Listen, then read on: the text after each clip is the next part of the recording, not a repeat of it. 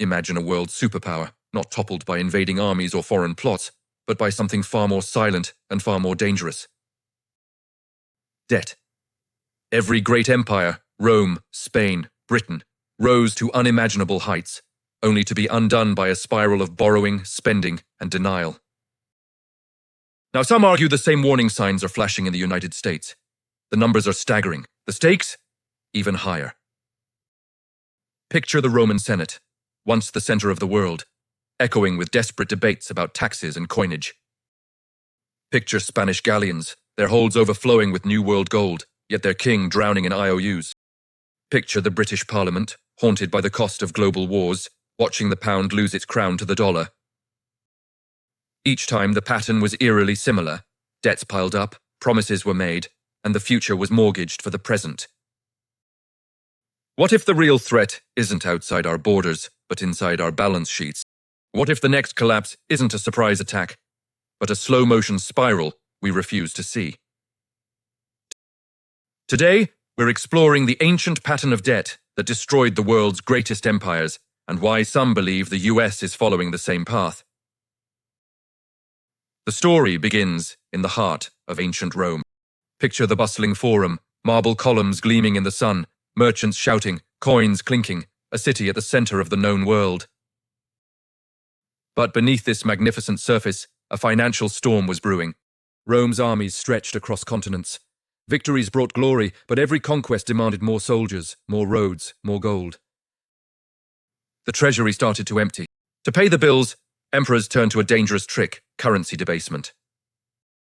They would clip the silver from coins, mix in cheaper metals, and hope no one would notice.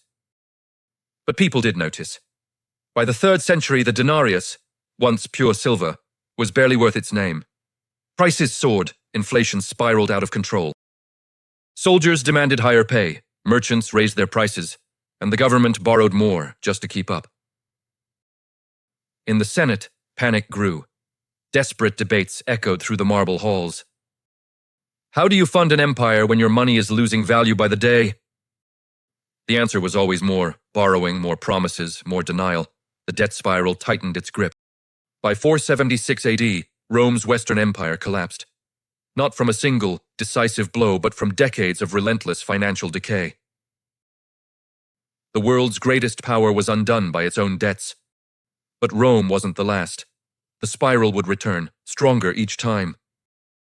The debt spiral didn't die with Rome, it only grew more dangerous. Fast forward to 16th century Spain. Picture the royal court in Madrid, awash in gold from the New World.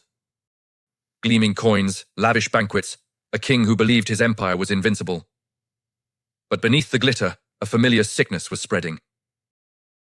Spain borrowed against tomorrow, spending today's gold on endless wars and royal luxuries. The debts piled up, becoming an unbearable weight. By 1557, Spain became the first major power to declare a sovereign default. Unable to pay its creditors, the king simply stopped. But the cycle didn't end there.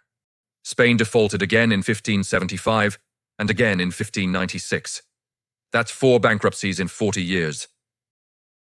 The richest empire on earth brought to its knees by its own promises. Now let's cross the channel to Britain in the 20th century. The sun never set on the British Empire, but the bills for 2 devastating world wars were coming due. London's financial district, once the heart of global trade, was haunted by debt. By 1945, Britain's war debts were absolutely crushing. The pound sterling, once the world's undisputed reserve currency, began to falter. The final blow landed in 1971, when the dollar officially replaced the pound as the world's financial anchor. From Rome's worthless coins to Spain's serial bankruptcies to Britain's fading global dominance, a clear pattern emerges. Military overreach funded by massive debt leads to financial crisis and, ultimately, a loss of power. But the cycle didn't end with Europe. The spiral then crossed the Atlantic, and that's where our story takes its most urgent turn. History doesn't repeat, but it never forgets. The same debt spiral that toppled Rome, bankrupted Spain, and humbled Britain is now tightening its grip around the United States. So, how did the land of opportunity become the world's biggest debtor? Let's rewind the tape. Picture America after World War II, after Factories were humming, new highways crisscrossed the nation, and the US dollar was king, the world's reserve currency. America was the lender, the builder, the undisputed economic powerhouse. But even then, the seeds of the spiral were being sown. Deficit spending started to feel normal. We borrowed to fund wars, build infrastructure, create social programs, and make promises for a brighter future. Then came 1971. President Nixon faced a huge problem. The world was holding too many dollars and wanted to cash them in for gold, but we didn't have enough gold to back them all up. In a single, historic TV address, he cut the dollar's final tie to gold. This Nixon shock threw us into a brand new era of money, fiat currency, floating exchange rates, and a debt engine that suddenly had no brakes. Fast forward to 2008. The skyscrapers of Wall Street seemed to shake as the financial crisis hit. The response? Bailouts, stimulus packages, and a whole lot more borrowing. The national debt, which was already climbing, just skyrocketed. It flew past $10 trillion, then $20 trillion, and then $30 trillion. By 2023, the US debt ballooned to over $34 trillion. That's more than the entire American economy produces in a whole year. In Washington, Congress debates, tempers flare, but the spiral just keeps tightening. The interest payments we have to make on this debt are getting so big, they're on track to cost more than our entire defense budget. Our debt to GDP ratio, a key measure of economic health, has reached levels not seen since the end of World War II. The world's safest currency now belongs to the world's biggest debtor. But hold on, every great power in history has stood right where we are now. Think of the crowded forums in Rome, the gold-filled Spanish galleons, the bustling banks of London. Each of these empires was convinced they were special. They believed their unique reach, their vast resources, their incredible innovations would let them escape the debt spiral. They all thought, this time is different. But the cold, hard math of debt never changes. So, is America's situation really that different? Yes, the world is more connected than ever. Yes, the dollar is still the global reserve currency. And yes, money now moves at the speed of light. But the classic triggers are all flashing red.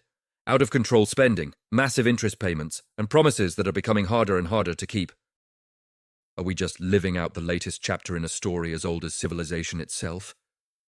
What would those fallen empires tell us if they could send a warning across the centuries? What did they wish they had done differently?